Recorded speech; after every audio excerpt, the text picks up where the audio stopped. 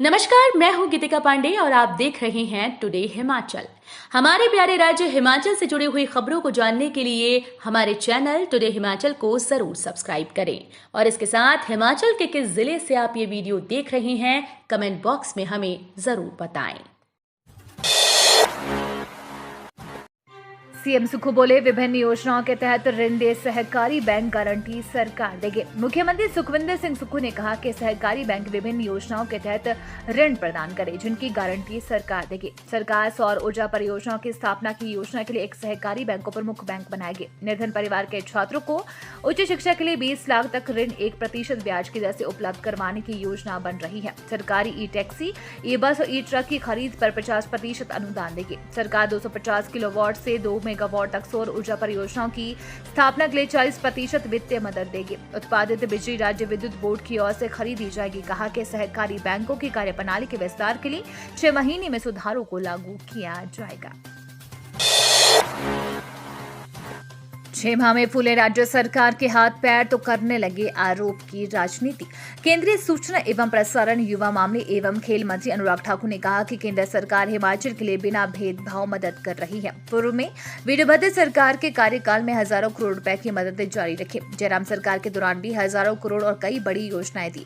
अभी कोई कमी नहीं है। कहा कि जब राज्य सरकार के हाथ पैर 6 माह में फूल गए तो आरोप की राजनीति करने लगे।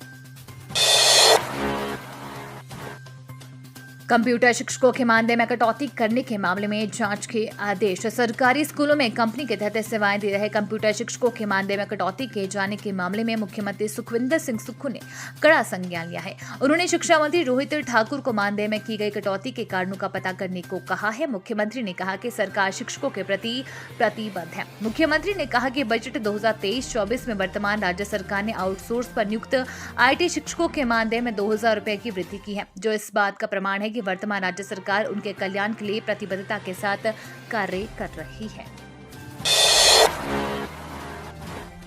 थल सेनाध्यक्ष जनरल मनोज पांडे ने राज्यपाल से की भेंट। सेना प्रशिक्षण कमान का दौरा किया। राज्यपाल शिव प्रताप शुक्ल से राजभवन में थल सेनाध्यक्ष जनरल मनोज पांडे ने भेंट की। ये एक शिष्टाचार भेंट थी।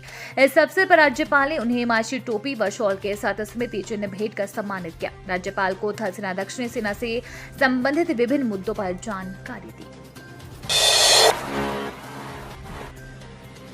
मंडी के धर्मपुर में भारी बारिश से निर्माणाधीन पुल के सामग्री पोखरेन मशीन अस्थायी पुल बहे। जिला मंडी के धर्मपुर और लड़बड़होल क्षेत्र में शनिवार रात हुई भारी बारिश ने तबाही मचा दी है। धर्मपुर उपमंडल के मंडप में गयूण द्रुमन नाले में बाढ़ आ गई और इस सड़क पर बनाया गया अस्थायी पुल बह गया। नाले में आए पानी के तेज बहाव में पुल निर्माण के लिए रखी पोखरेन भी बह गई और क्षतिग्रस्त होकर नाले में अटक गई। यही नहीं, पुल के निर्माण के लिए लगाई गई स्टरिंग भी इस्तेमाल लोहे के 175 प्लेटें भी नाले में बह गई।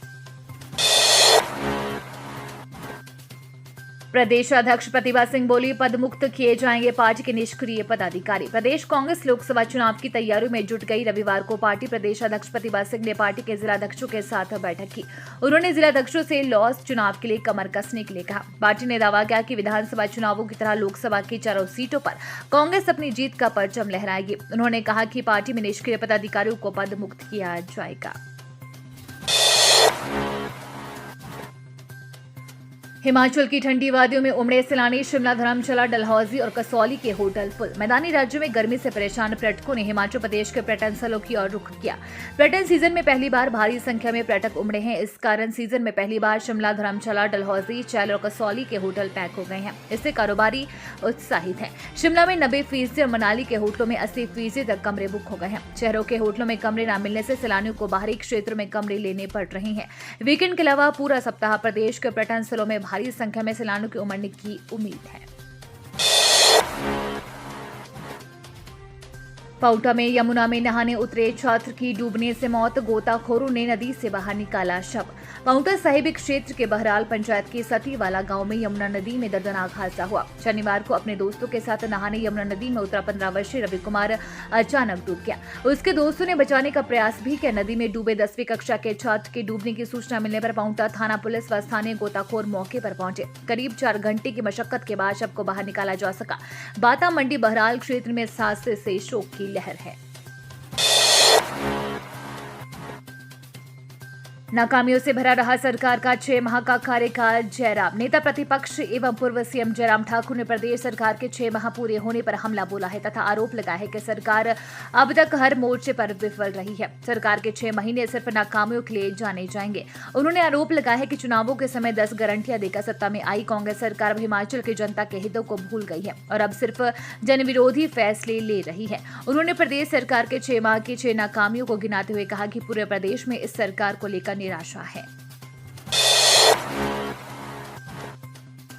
ऊना त्यूड़ी में बस स्कूटर की टक्कर में एक की मौत। हादसे के दौरान दुकान में जा घुसी बस। चंडीगढ़ धर्मशाला मुख्य मार्ग पर त्यूड़ी के पास हुई सड़क दुर्घटना में एक बुजुर्ग की मौत हो गई है जबकि अन्य बाल बच गए हैं। हादसा उस समय हुआ जब चिंतपूर्णी से दिल्ली जा रही हरियाणा रोडवेज की बस और बसाल से पनोह की ओर जा रहे स्कूटर सवार के बीच टक्कर हो गई। इस हादसे में बस अनियंत्रित होकर सड़क किनारे दुकान में जा घुसी जबकि स्कूटर सवार पदम शर्मा 75 वर्ष निवासी बसाल गंभीर रूप से घायल हो गए हैं जिनकी कुछ देर बाद मौत हो गई।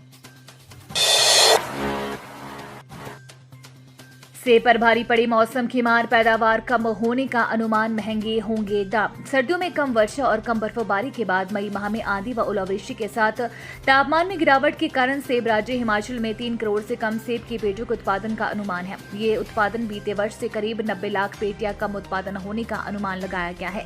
कम उत्पादन के बावजूद 4.50 हजार करोड़ के हिमाचल के सेब की आर्थिकी पर प्रभाव तो होगा, लेकिन कम उत्पादन के कारण इस बार सेब के दाम ज्यादा होने का अनुमान है। ओलावृष्टि के कारण दागी सेब के कारण दाम कम मिल सकते हैं।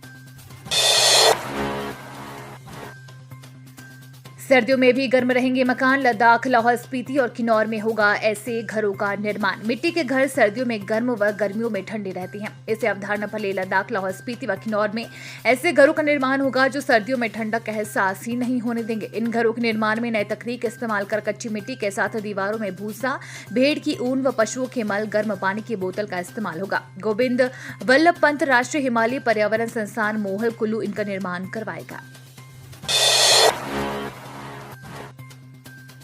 रंग या स्वाद नहीं, क्यूआर कोड से लगेगा असली और नकली शराब का पता। हिमाचल प्रदेश में जल्द ही रंग या स्वाद नहीं, क्यूआर कोड और होलोग्राम से असली और नकली शराब का पता लगेगा। अगस्त से हिमाचल में बिकने वाली शराब की हर बोतल पर क्यूआर कोड से लिंक होलोग्राम लगाना अनिवार्य कर दिया जाएगा। आबकारी विभाग ने नए होलोग्राम बनाने की प्रक्रिया शुरू कर दी है। प्रदेश में बेची जाने वाली एक बोतल का हिसाब रखने के लिए सरकार ने ट्रैक एंड ट्रेस सिस्टम शुरू किया है। इसी कड़ी में अब होलोग्राम को क्यूआर कोड से लिंक करने की कवायद शुरू की गई है। तो ये थे हिमाचल प्रदेश से जुड़े हुए आज के ताजा तरीन समाचार। उम्मीद करते हैं आपको जरूर पसंद आए होंगे।